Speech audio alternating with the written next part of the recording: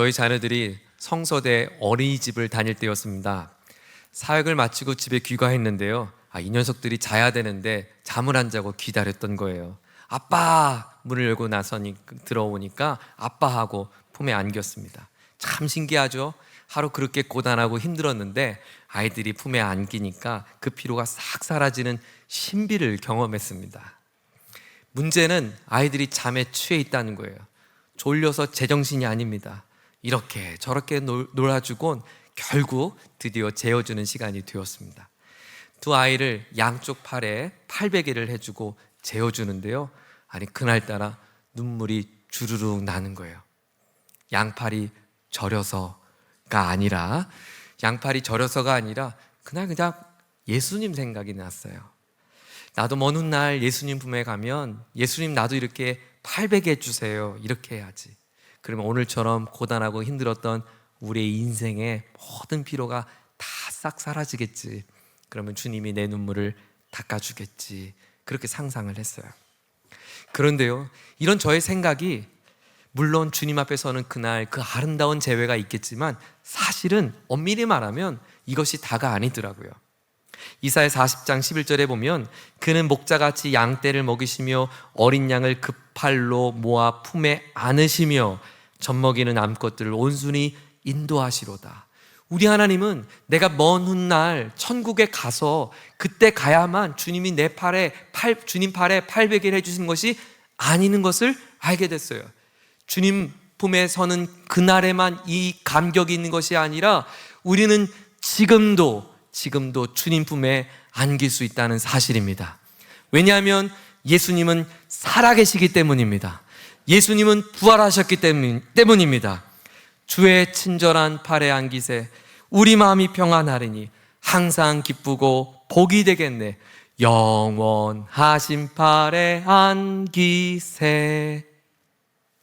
예수님이 부활하신 것은 우리에게 두 가지 사실을 알려줍니다. 첫 번째, 예수님이 부활하셨으므로 예수님께 속한 우리는 부활할 것이다. 두 번째, 더 중요한 사실, 예수님이 부활하셨으므로 예수님은 지금 나와 함께하고 계신다. 문제는 이것을 아는가가 아니라 믿는가예요. 문제는 이 사실을 아는지가 아니라 믿는지 말이에요. 예수님이 부활하신 것을 믿지 못하면 주의 친절한 팔에 안기세 그 크신 팔에 안기세 그분의 팔에 내가 마음이 평안하리니 이 찬양이 조금 더 와닿지 않는다는 거예요. 내가 이 사실을 믿지 않으면 오늘 주님 품에 안길 수 있는 감격도 누림도 기쁨도 전혀 알지 못한 채 그저 고단한 하루를 매일매일 살아가는 일생을 살다가 마치게 된다는 말이에요. 예수님 당시에 있던 사람들도 한번 볼까요? 41절을 보세요. 오늘 본문 41절입니다. 같이 한번 읽어볼까요? 시작. 자기가 하늘에서 내려온 떡이라 하심으로 유대인들이 예수님에 대하여 뭐 했다고요?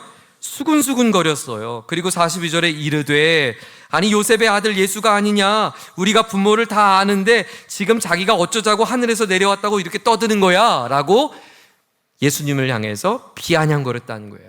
사람들은 예수님을 압니다. 나사렛 동네는 아주 작은 동네입니다.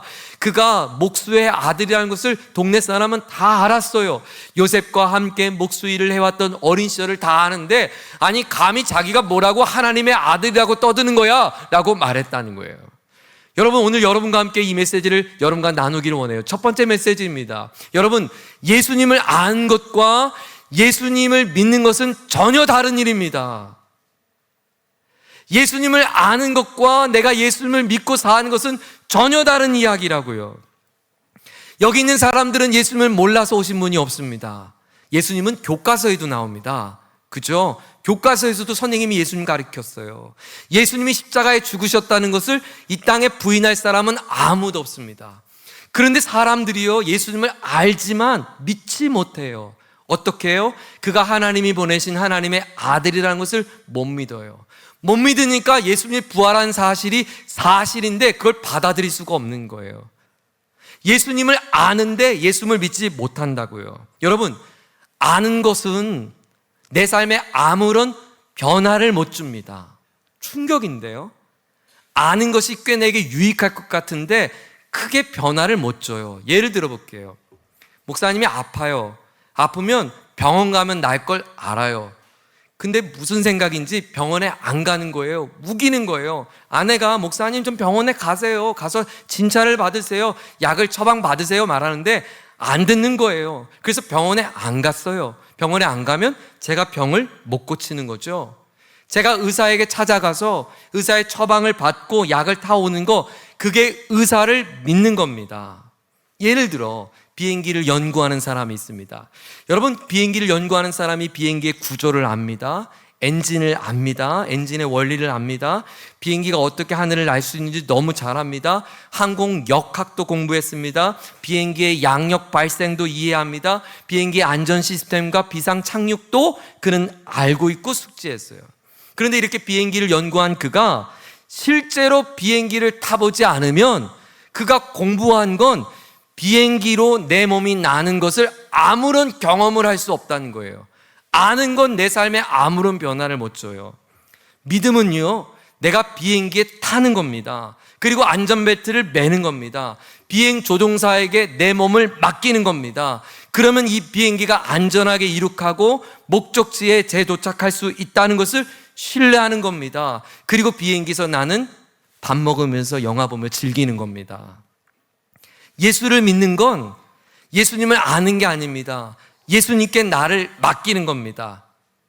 여러분, 비행기 탈 때 비행기 역학을 알아서 탔습니까? 엔진 원리를 배웠기 때문에 탔습니까? 그 조종 기계가 어떻게 움직이는지 이해합니까? 이 비행기가 고도에 몇 도로, 그리고 시속 몇 킬로로 나가는지 다 이해하고 알았고 합리적으로 납득해서 탔습니까? 아니죠. 비행기를 알아서 타는 게 아니라 비행기를 타면 비행기가 나를 이동하는 게 맞구나라는 것을 깨닫는 거죠. 예수님의 부활을 다 알고 믿는 게 아닙니다. 예수님의 부활의 사실을 이성으로 납득하고 이해되고 깨달아지면 그게 맞네, 그래서 믿는 게 아닙니다. 예수님께 여러분의 삶을 맡기면 그제서야 예수님의 부활의 능력이 내 삶에 나타납니다. 맞네. 그리고 예수님께 나의 삶을 맡긴 사람은 이런 고백을 하게 됩니다. 하나님이 살아계신 게 맞구나. 하나님이 계시구나. 오늘 어르신이 92세 된 어르신이 세례를 받았습니다. 어르신의 고백처럼 모든 것이 이해되지 않습니다. 다 낯섭니다. 용어도 낯섭니다. 하지만 어르신은 90년의 자신의 인생에 걸어왔던 나의 주인된 삶, 내가 주인돼 보니까 내 인생의 끝 앞에서 두려운 거예요. 내가 내 인생의 주인돼 보니까 이 죽음 너머의 삶을 보장할 수 없는 거예요. 여러분 경험해 보셨죠? 여러분이 건강하기를 다짐하면 몸이 건강해지던가요? 자녀들이 잘 컸으면 좋겠어, 나는 자녀를 잘 키울 거야 다짐하면 자녀들이 알아서 콩나물 시루처럼 쑥쑥 잘 자라던가요? 아니죠. 건강을 아무리 100번 다짐해도요, 내 건강을 못 지킵니다. 이상하죠? 이 몸뚱이는 내 건데요, 내가 이 몸을 못 지킵니다. 왠지 아세요? 이 몸이 내게 아니기 때문입니다. 내 자녀가 내 마음대로 클 것 같은데요, 여러분 해보셨잖아요. 저도 하고 있거든요. 쉽지 않더라고요. 내 자녀가 내게 아니더라고요. 내 인생의 주인이 내가 아니라는 것을 인정하는 것이 여호와께 맡기는 것이고요, 그것이 믿음입니다. 이 시편 37편 5절은 기가 막힌 고백을 합니다. 너의 길을 여호와께 맡기라. 그를 의지하면 그가 이루시고. 예수님께 여러분의 삶을 맡기십시오. 그러면 더 이상 내가 내 인생을 이끌어가는 것이 아니라 예수님이, 부활하신 예수님이 나를 인도해 주심을 믿으시기를 바랍니다. 어떤 문제를 맡길까요? 공부하는 것도 맡길 수 있을까요? 맡겨야 돼요. 여러분, 공부는 머리로 하는 게 아닌 거 아시죠? 엉덩이로 하는 거예요. 그래서 누가 엉덩이가 무거운가, 그 무게로 우린 성적순이거든요. 그러니까 여러분이 공부 성적이 안 나온 건 내 엉덩이가 가볍기 때문이에요. 하나님, 저는 지혜는 있는데 똑똑은 한데 이 엉덩이가 들썩거립니다. 이 엉덩이를 주저앉을 수 있도록 저에게 무게중심을 하나님 잡게 해주세요. 기도해야 돼요. 맡겨야 돼요. 사람이 두려운 이유가 뭘까요? 사람이 두려운 이유는 내 힘이 없어서입니다. 시험 공부 하나도 안 한 학생은요, 시험이 두렵습니다. 그런데 시험 공부를 다 한 학생은요, 시험이 기다려집니다. 전혀 공감하지 않는 표정으로 여러분 보시는데, 공부해본 사람은 압니다. 시험 공부를 잘 준비한 사람은 시험 빨리 치르고 싶습니다. 내가 준비가 안 돼서 두려운 겁니다. 근데 여러분, 내 인생에 우리가 얼마나 준비하면 마음에 안심이 될까요? 여러분 해보셨잖아요. 돈 몇 푼이 주어진다고 안심되는 게 아니라는 걸, 건강이 주어진다고 안심되는 게 아니라는 걸, 대학 간다고 자녀 인생이 안심되는 게 아니라는 걸, 결혼하면 끝인 줄 알았어요. 근데 자녀 낳는 건 또 다른 문제더라고요. 자녀를 낳으면 끝나는 줄 알았어요. 자녀를 키우는 건 더 다른 문제더라고요. 끝이지 않아요. 우리의 인생의 가장 삶을 안전하게 할 수 있는 것, 부활의 능력이신, 사망 권세를 이기신 부활의 능력이신 예수님이 나와 함께 한다면 우리 인생이 두려움이 아니라 담대할 수 있고 용기 있게 걸어갈 수 있는 줄 믿습니다. 사람이 또 왜 두려울까요? 한치 앞을 모르기 때문이에요. 여러분, 처음 가는 길은 낯설죠. 아무리 내비게이션을 들어도 긴장이 됩니다. 앞만 보고 갑니다. 지도에 내가 놓칠세라 집중하고 갑니다. 그런데 여러분이 매일 가던 길은요, 눈 감고도 갈 수 있는 그 길은요, 가로등 하나 없는 밤길이어도 그 길은 쉽습니다. 길이 왜 어려우냐면 그 길이 끝을 모르기 때문입니다. 여러분, 우리의 인생은 시작이 있고 끝이 있습니다. 제한된 인생입니다. 그런데 예수님은 태어나셨지만 예수님은 죽지 않고 영원히 사셨습니다. 이 말은 예수님의 생명이 끝이 없다는 메시지도 있지만 예수님께는 시간의 제약이 없으시다는 거예요. 나는 과거가 있고 현재가 미래가 있지만 예수님께는 과거, 미래, 현재라는 개념이 없다는 거예요. 그래서 성경은 영원하신 분으로 설명해요. 그 영원하신 분이기 때문에 주님은 나의 과거도 알지만 오늘의 현재도 함께하지만 내일도 주님은 알고 계십니다. 나야 내 앞길을 몰라서 두려운 거지, 내 모든 미래를 아시는 주님이 나와 함께 하신다면, 그분께 나의 인생을 맡긴다면, 그분의 삶에 나의 인생을 내어 맡긴다면 저와 여러분의 인생에 가장 안전이 보장되고 우리가 자신 있게 걸어갈 수 있는 것을 믿습니다. 부활을 믿으면 나의 한계에 갇히지 않습니다. 부활을 믿으면 낙심으로 시간 허비하지 않습니다. 부활을 믿으면 두렵지 않고 담대할 수 있습니다. 사랑하는 여러분, 예수님은 부활하셨습니다. 예수님은 사망 권세를 이기셨습니다. 예수님을 믿으십시오. 예수님께 여러분의 삶을 맡기기를 주의 이름으로 축원합니다. 그런데요, 우린 여기서 질문을 해야 돼요. 목사님, 오케이, 예수님 맡기는 거 믿는 거 오케이. 그러면 예수님을 믿는다는 게 뭔 말이에요? 질문해야죠. 제가 예수님 믿을게요 다짐하면 믿는 건가요? 여러분, 예수 믿습니까? 아멘 하면 여러분 믿은 걸까요? 아니라는 거예요. 오늘 예수님은 그것을 우리에게 이렇게 설명해 줬어요. 자, 56절 말씀을 볼까요? 예를 들어 설명합니다. 56절인데 예수님이 끔찍한 예를 들었어요. 자, 56절 시작. 내 살을 먹고 내 피를 마시는 자는 내 안에 거하고 나도 그의 안에 거하나니. 예수님이 충격적인 말씀을 하셨어요. 내 살을 뜯어먹고 내 피를 마셔야 돼. 무슨 우리가 식인종입니까? 예수님을 뜯어먹게? 근데 이것은요, 우리 지금은 주의 만찬, 성만찬 하면 이게 빵과 포도주를 비유했다고 생각하지만 처음 듣는 사람은 굉장히 모욕적인 말이었어요. 유대인들은요, 음식 규례에 피채 먹지 말라고 하나님이 아예 명령하셨어요. 피에는 생명이 있으니까 이 피채 음식을 먹지 말라고 한 거예요. 우리로 말하면 이제 선지 같은 거 먹으면 안 되는 거예요. 그런데 그런 유대인들에게 피를 먹지 말라고 했는데 예수님이 이 피를 마시라는 거예요. 이건 마치 스님에게 스님 살려면 삼겹살 드셔야 됩니다, 이런 말과 똑같은 거예요. 당시 유대인들에게 굉장히 모욕적인 말이에요. 그러니까 사람들이 언성을 내고 화를 내고 논쟁을 했어요. 게다가 53절에 보니까 인자의 살을 먹지 않고 피를 마시지 아니하면 너희 속에 뭐가 없대요? 생명이 없대요. 다시 말하면 이 피를 먹지 않으면, 이 살을 먹지 않으면 당신은 죽은 목숨이요, 이 얘기를 한 거예요. 예수님은 그냥 빵과 포도주를 빗대어 비유로 설명한 게 아니었어요. 예수님을 믿는다는 것이 뭔지를 그들에게 충격요법으로 하신 설명이었어요. 여러분 생각해 보세요. 자, 빵이 있습니다. 이 빵이요, 그냥 들려지는 빵은 빵인데 이 빵을 제가 먹잖아요. 이렇게? 그러면 이 빵과 저는 전혀 다른 존재인데 이 빵이 제 안에 들어가고요. 이 빵이 제 살이 됩니다. 이 포도주를요, 목말라서 좀 마실게요. 이렇게 마시면 이 포도주는 제 살이 되고 피가 됩니다. 믿음을 이렇게 설명했어요. 마치 부부처럼 말이에요. 서로 사랑하는 남녀가 있습니다. 부부가 되는 건 한 집에 사는 게 아니죠. 그것이 부부가 아닙니다. 그건 하숙두가 한 집에 삽니다. 부부는 평생을 사랑하는 관계입니다. 내가 당신을 사랑하고 당신의 사랑을 받아들입니다. 두 사람이 한 몸이 됩니다.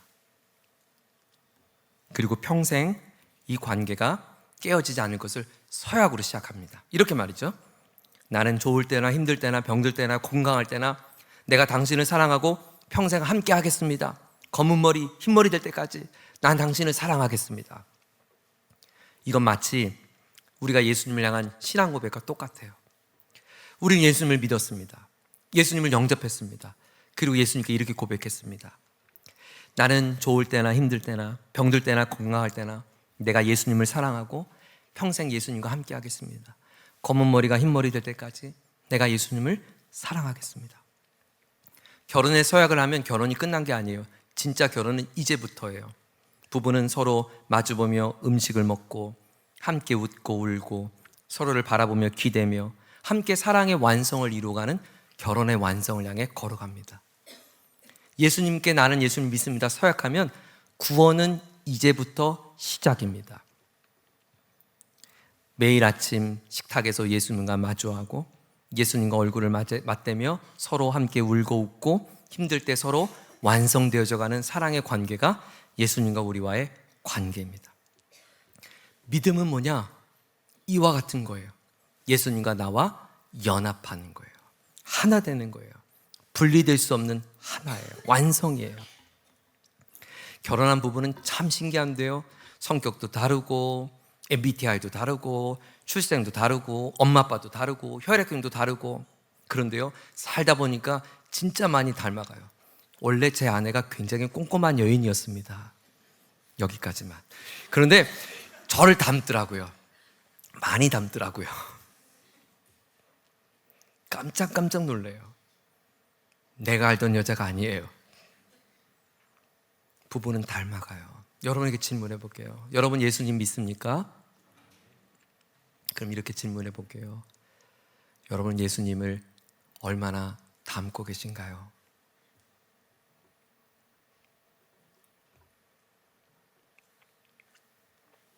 제 질문은 여러분은 성서대학교의 교인입니까? 라는 질문이 아니었습니다. 제가 한 질문은 여러분 어렸을 때부터 모태신앙 맞습니까? 이 질문이 아닙니다. 제가 한 질문은 여러분은 주일학교 나오셨습니까? 라고 한 질문이 아닙니다. 제가 한 질문은 여러분은 교회가 직분받은 집사님입니까? 라고 한 질문도 아닙니다. 제가 한 질문은 여러분은 성가대입니까? 라고 한 질문이 아닙니다. 제가 한 질문은 여러분 예수님을 믿습니까? 라는 질문입니다. 예수님을 믿으면 예수님을 닮는 것은 마땅한 일입니다. 그래야 합니다. 그게 예수님을 믿는 것입니다.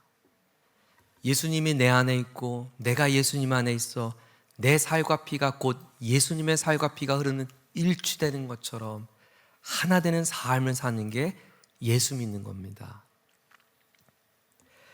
그렇게 예수님을 믿을 수 있는 것은 예수님이 부활하셔서 그리스도의 영이신 성령으로 내 안에 내주하시며 나와 동행하심을 주께서 보증하셨기 때문입니다. 내 안에 내주하시는 성령님이 바로 그리스도이신 예수가 부활하신 주님이 하늘 보좌의 우편에 앉아 계신 그분이 하늘을 다스리고 통치하시는 그분이 오늘 내 삶에 동행하고 있다고 하는 증거입니다. 예수님은 57절에 이렇게 말씀합니다. 살아계신 아버지께서 나를 보내심에 내가 아버지로 말미암아 사는 것 같이 나를 먹는 그 사람도 나로 말미암아 살리라. 한번 저를 따라할 거예요. 나를 먹는 그 사람도 나로 말미암아 살리라. 예수님을 먹는 사람, 예수님과 하나 된 사람, 예수님과 함께 살아나는 인생이 될 줄 믿습니다. 그 부활하신 예수님이 우리의 예수님입니다. 우리를 구원하신 부활하신 예수님께 감사와 찬양의 박수로 영광 올려드리겠습니다. 주님을 찬양합니다. 이제 우리는 부활의 주님을 기념하는 이 거룩한 날, 주님이 제정하신 주의 만찬으로 여러분을 초대하고자 합니다. 오늘 성경은 예수님은 나는 하늘에서 내려온 살아있는 떡이다, 빵이다라고 말씀하셨고, 이 빵을 먹고 내 피를 마시는 자는 내 안에 거하고 나도 너희 안에 거한다고 말씀하셨어요. 주의 만찬은 단순한 종교 의식이 아닙니다. 부활하신 예수님을 내가 실제로 먹고 마시는 것을 경험하는 신비로운 시간입니다. 이것은 마치 결혼한 부부가 이제 식탁에서 함께 마주 앉아 음식을 나누며 서로의 삶을 나누듯 오늘 우리는 예수님과 식탁에 마주 앉아 주님과 함께 그분의 살과 피를 의미하는 빵과 잔을 나누는 것입니다. 그런데 이 식탁은 그리스도와의 연합을 다짐한 사람들만이 누릴 수 있는 만찬입니다. 그러므로 오늘 아직 나는 예수님을 나의 구원자요 주님으로 영접하지 않는 분이 있다면 오늘의 주의 만찬은 참여하지 마시고 기도하는 마음으로 우리의 주의 만찬을 지켜봐 주시기를 바랍니다. 그리고 여러분이 예배를 나선 뒤에 내가 이 자리에서 예수님을 구주와 주님으로 영접하기를 원하신다면 예배를 마치시면 우리 교육자들에게 꼭 열을 마음을 알려주십시오. 그러면 우리가 함께 기도하며 여러분의 결단과 다짐이 흔들리지 않도록 도와드리겠습니다. 이제 주의 만찬을 시작하겠습니다.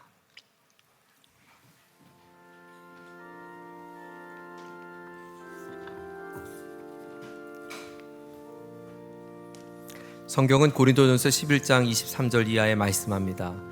내가 너에게 전한 것은 주께 받은 것이니 곧 주 예수께서 잡히시던 밤에 떡을 가지사 축사하시고 떼어 이르시되 이것은 너희를 위하는 내 몸이니 이것을 행하여 나를 기념하라 하시고 식후에 또한 그와 같이 잔을 가지시고 이르시되 이 잔은 내 피로 세운 새 언약이니 이것을 행하여 마실 때마다 나를 기념하라 하셨으니 너희가 이 떡을 먹으며 이 잔을 마실 때마다 주의 죽으심을 그가 오실 때까지 전하는 것이라. 주 예수께서 우리를 위해 자신의 몸을 찢으시며 말씀하셨습니다. 이것은 너희를 위하는 내 몸이니 이것을 행하여 나를 기념하라. 이제 세례를 받고 주님 앞에 예수님을 영접한 여러분들이 주의 만찬에 참여할 수 있습니다. 우리 주의 만찬에 참여하기 전에 제가 잠시 기도하겠습니다. 하나님, 오늘 주님 만찬에 우리가 참여합니다. 기쁨으로 참여합니다. 주님의 찢기심을 우리가 치유를 받았고 주님의 피 흘림을 통하여 죄 씻김을 받았습니다. 이 떡과 포도주를 축복하여 주셔서 주님과 살아있는 연합을 경험하는 거룩한 식탁이 되게 하여 주옵소서. 예수님의 이름으로 기도합니다. 아멘.